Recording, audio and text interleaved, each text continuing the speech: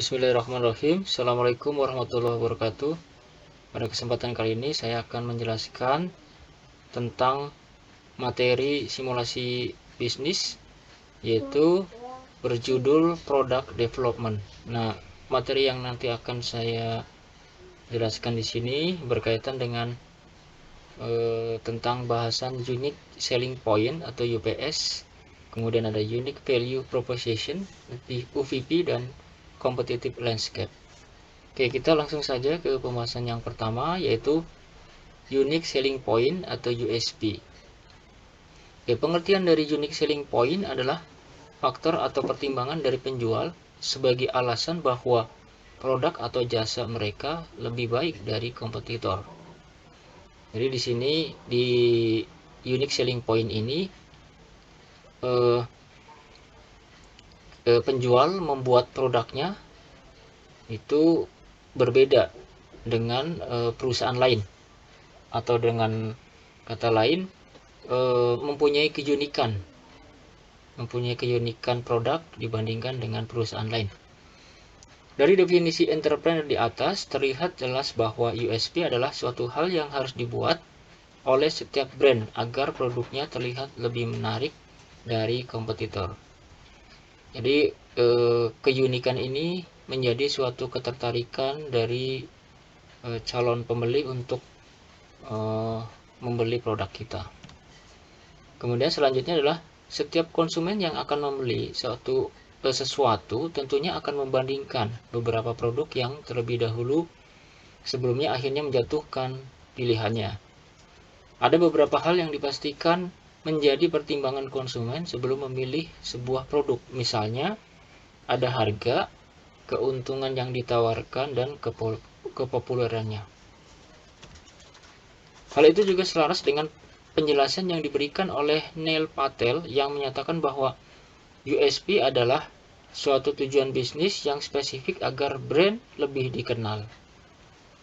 Jadi di sini yang nantinya akan dikenal adalah brandnya atau mereknya, karena kalau produk itu biasanya banyak perusahaan yang yang mempunyai produk tersebut, tapi kalau brand itu harus berbeda namanya.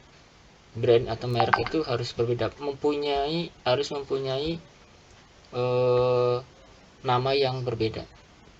Menurut Neil Patel, ada banyak pebisnis yang melakukan kesalahan saat menjalankan bisnisnya karena dinilai kurang spesifik. Jadi keunikan ini merupakan spesifik atau ciri khas dari produk yang akan kita jual. Jadi hal yang perlu diperhatikan untuk menentukan USP adalah hal spesifik yang bisa ditawarkan oleh brand sehingga bisa lebih menarik dari kompetitor. Jadi ini perlu adanya ide-ide dalam membuat produk kita menjadi spesifik, yaitu keunikan tadi. Jadi idenya tersebut adalah ide tentang keunikan produk tersebut.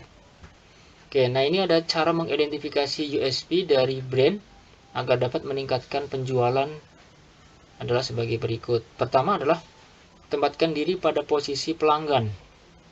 Salah satu kesalahan yang masih sering dilakukan oleh pebisnis adalah melupakan kebutuhan konsumen. Pebisnis umumnya hanya fokus pada peningkatan kualitas agar bisa menawarkan sejumlah produk yang berkualitas tinggi pada konsumennya. Namun kebutuhan konsumen sering dilupakan sehingga produk tersebut akhirnya kurang laku di pasaran. Jadi hal pertama yang harus dilakukan sebelum menentukan unique selling point atau USP adalah dengan menempatkan diri pada posisi konsumen.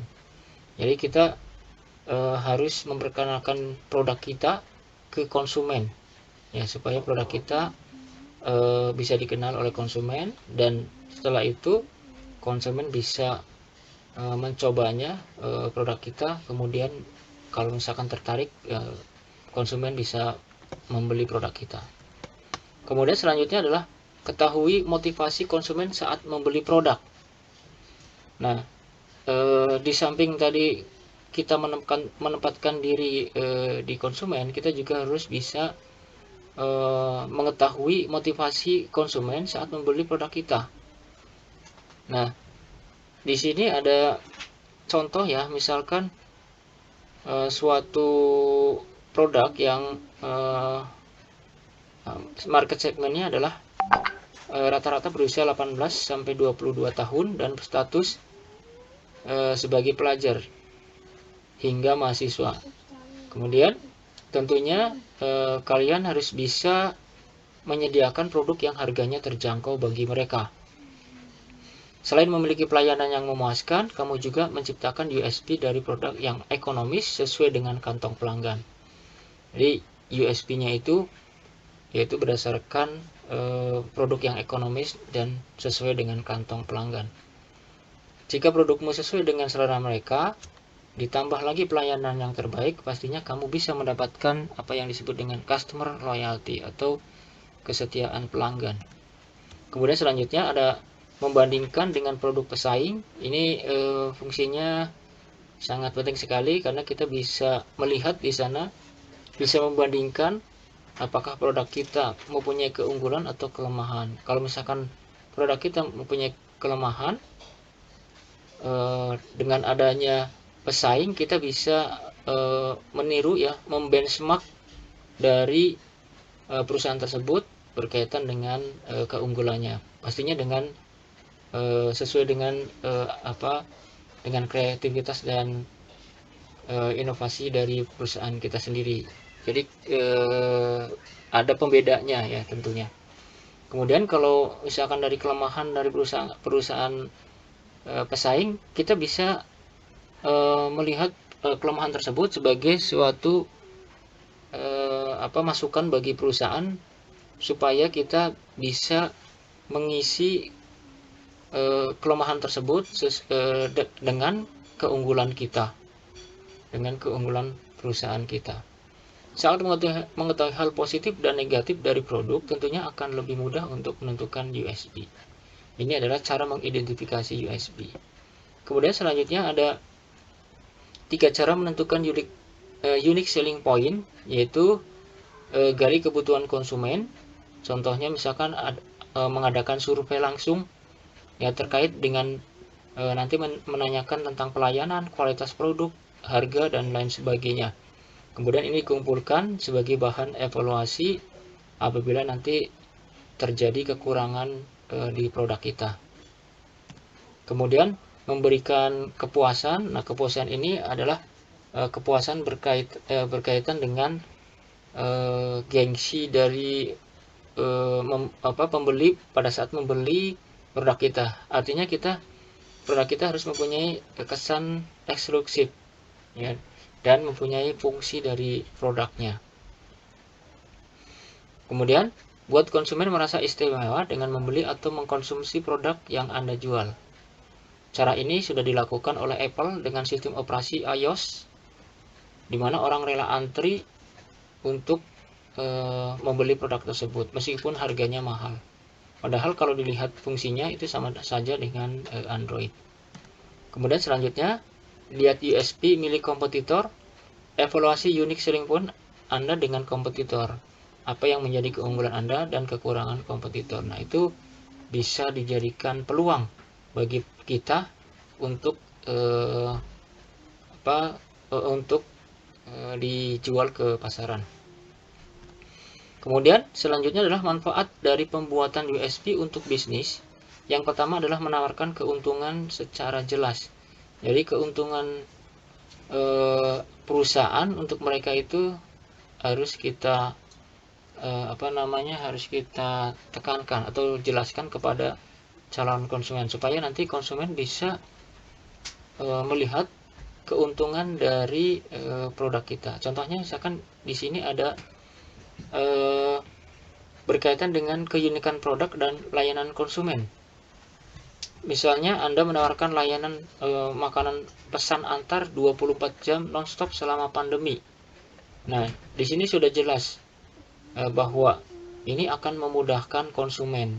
Artinya kita bisa beli produk tersebut di luar jam buka pada umumnya. Keuntungannya bisa membeli kapan saja tanpa keluar rumah. Kemudian mendapatkan loyalitas konsumen. Keunikan produk akan menarik loyalitas konsumen sebab tidak akan menemukan kualitas dan layanan serupa dari pebisnis lain. Contohnya misalkan ada bisnis cafe dengan fasilitas free wifi-nya. Jadi membuat pelanggan menjadi nyaman. Kemudian meningkatkan keuntungan secara otomatis dengan adanya kunjungan dari para pelanggan nanti akan meningkatkan jumlah penjualan setiap harinya. Nah, ini ada contoh-contoh dari USP dari brand populer di dunia seperti Starbucks. Starbucks ini dulunya adalah kedai kopi kecil di Washington DC, tapi sekarang sudah menyebar cabangnya di seluruh dunia. Kemudian apa yang menjadi keunikan dari Starbucks tersebut, yaitu mereka memproduksi kopi dengan jenis kopi premium. Jadi kopi premium ini merupakan USP dari Starbucks-nya. Kemudian setelah itu ada Zappos. Zappos ini adalah sebuah toko online yang menyediakan sepatu, pakaian, aksesoris yang punya fitur disukai oleh pelanggan. Ini juga merupakan daya tarik juga ya bagi Zappos.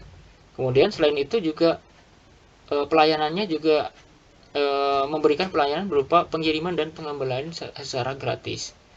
Biasanya kalau kita membeli produk yang online, biasanya setelah diterima oleh konsumen itu biasanya ada yang kurang cocok. Maka dengan seperti itu pembeli bisa mengembalikan ke perusahaan untuk diganti dengan yang ukuran yang sama. Nah, ini pelayanan ini gratis oleh Zappos. Nah, keunikan dari Zappos tersebut adalah tadi pengiriman dan pengembalian barang secara gratis. Kemudian selanjutnya adalah IKEA. IKEA ini adalah brand asal Swedia yang menjual produk rumah seperti furniture dan perabotan. Kemudian apa keunikannya? Keunikannya di sini adalah IKEA itu diproduksi dengan bahan baku yang berkualitas tinggi dan barangnya tidak mudah rusak serta harganya relatif lebih murah. Kemudian Play Emirates. Nah, kalau Play Emirates ini keunikannya adalah justru di teknologi, ya, pelayanan. Jadi pelayanan itu adalah pelayanan yang modern. Contohnya dengan membangun armada pesawat Boeing A380 dan Boeing 777 yang merupakan pesawat yang modern. Kemudian The Economist ini adalah situs berita media internasional yang paling menonjol dibandingkan kompetitornya.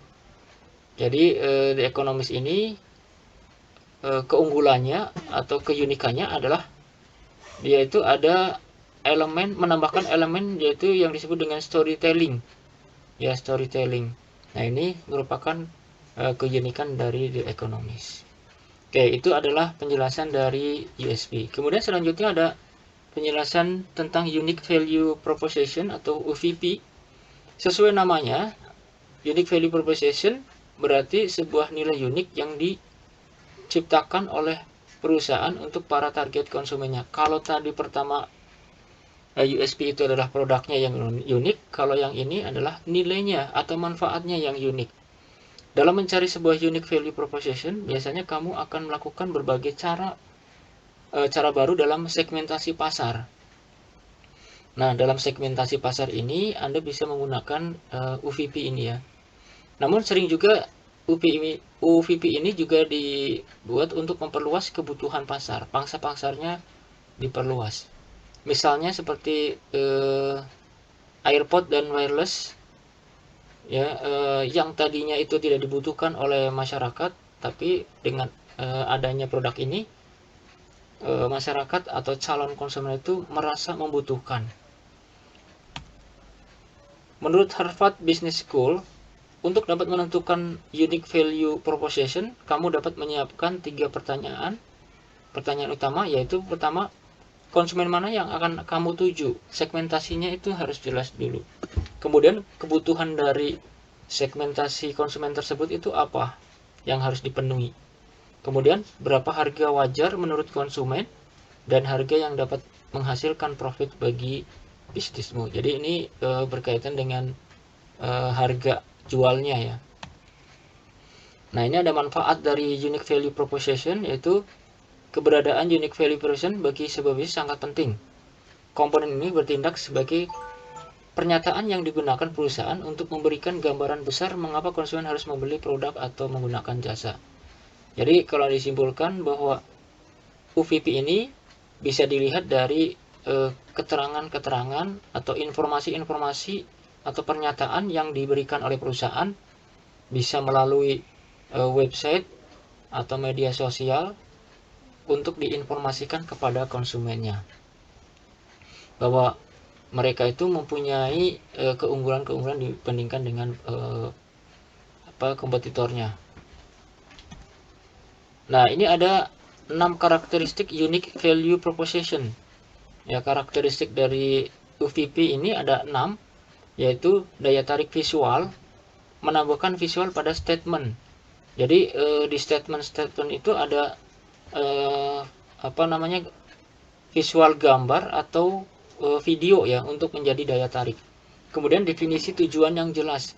Jadi di dalam pernyataan tersebut di UVP ini menjelaskan tujuan yang jelas dari produk kita.